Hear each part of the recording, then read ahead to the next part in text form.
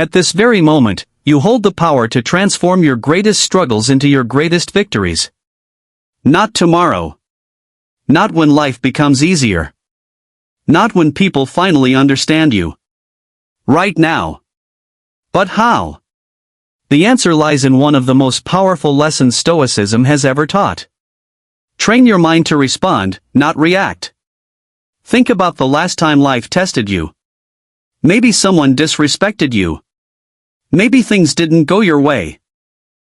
Maybe pressure, fear, or disappointment hit you all at once. What did you do? Did you surrender to impulse? Did emotion take control before reason had a chance to speak?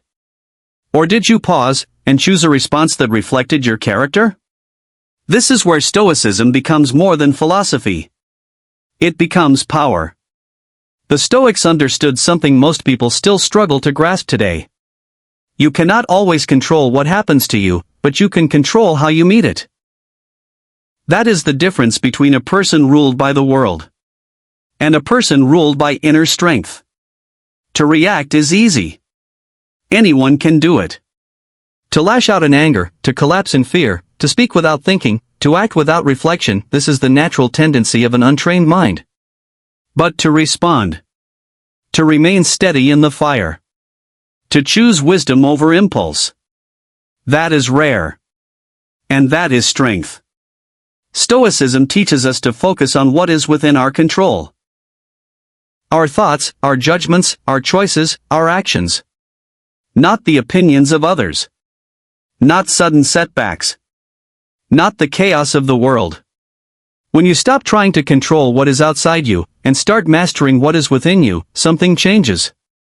You become less shaken by events. Less controlled by emotion. Less vulnerable to the noise around you. And in that space, clarity begins to grow.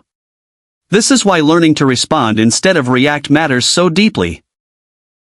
Because so much of our suffering does not come from events themselves, but from our immediate, unexamined reactions to them. A careless word wounds us. A delay frustrates us. A mistake makes us ashamed. A conflict pushes us into defensiveness. And before we know it, we've said something we regret. We've damaged trust. We've created pain that didn't need to exist. But imagine another way. Imagine that instead of being dragged around by every emotion, you became anchored. Calm. Aware. Intentional. Imagine being the kind of person who remains composed when others lose control. The kind of person who thinks before speaking. Who feels emotion deeply, but is not enslaved by it. This is not weakness. This is mastery. The Stoics never taught emotional suppression. They taught emotional discipline. They taught that emotions should be understood, not obeyed blindly. Observed, not allowed to dominate the soul. So how do we begin? It starts with self-awareness. You must learn to notice what is happening inside you before it turns into action. Notice the anger rising. Notice the tension in your chest. Notice the urge to defend, interrupt, attack, or withdraw. This awareness is the first victory. Because once you become conscious of your inner state, you are no longer completely controlled by it. You create distance between feeling and action. And in that distance, freedom appears. That is why the pause is so powerful. A brief silence. A deep breath. A moment of stillness. It may seem small, but it changes everything. Marcus Aurelius understood this well. Between what happens and how you respond, there is a space. And in that space lies your power. When you pause, you give reason time to return. You allow yourself to ask, what is really happening here? What is in my control? What kind of person do I want to be in this moment? These questions interrupt the chain of impulsive behavior. They bring you back to your principles. They remind you that your response is shaping your character. Another essential Stoic practice is reframing. Often, what overwhelms us is not reality itself, but the story we attach to it. A setback becomes failure. Criticism becomes humiliation. Discomfort becomes injustice. But what if you change the meaning? What if a challenge was not an attack, but a test? What if criticism was not a wound, but information? What if difficulty was not punishment, but training?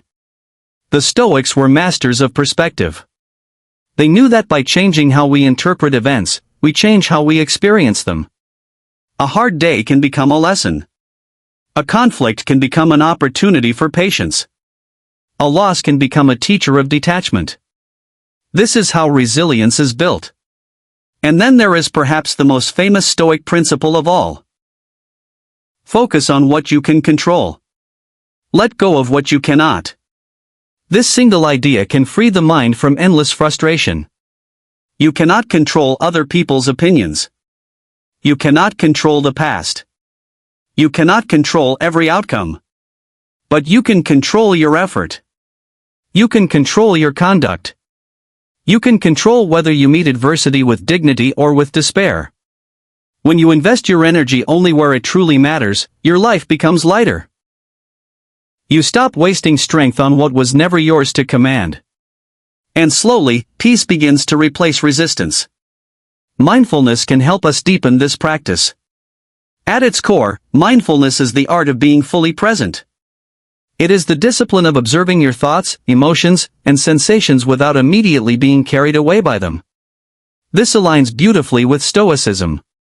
When you become present, you stop living at the mercy of habit and impulse. You begin to see your internal world more clearly. A simple breath can become an anchor. A quiet walk can become a meditation.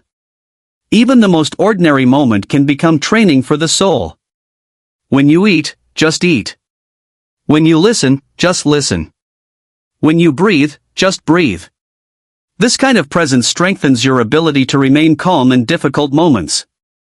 You are no longer lost in anticipation, regret, or emotional storms.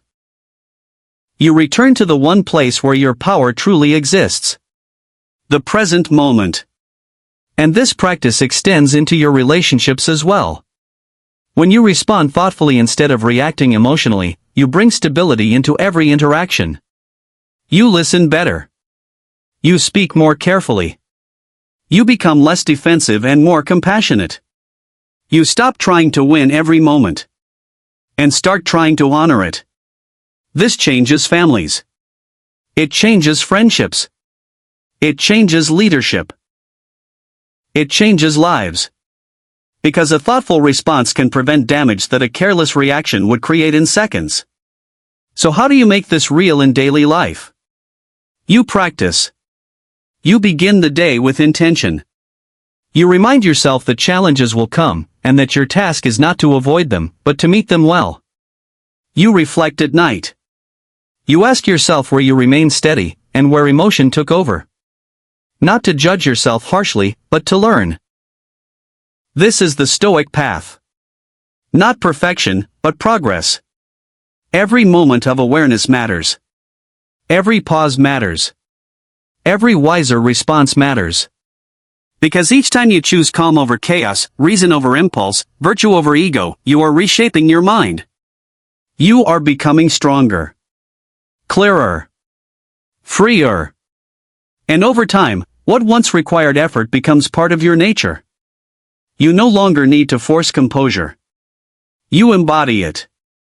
You no longer chase peace. You carry it within you. In the end, this journey is about more than emotional control. It is about the kind of life you choose to live. A life directed by values, not moods. A life guided by wisdom, not noise. A life rooted in courage, justice, discipline, and inner calm. This is the true spirit of Stoicism. Not coldness. Not detachment from life. But mastery within life. So the next time the world tests you, remember this. You do not have to react. You do not have to become a prisoner of the moment.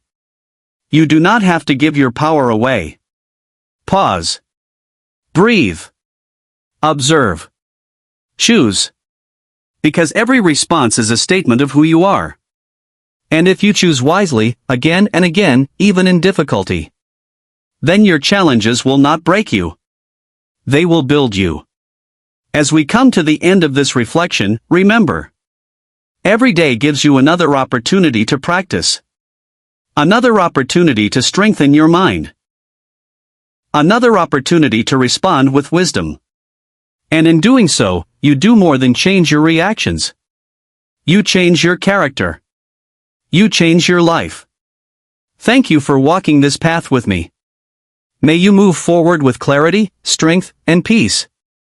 And may you always remember, the greatest power you have is not over the world around you, but over the mind within you.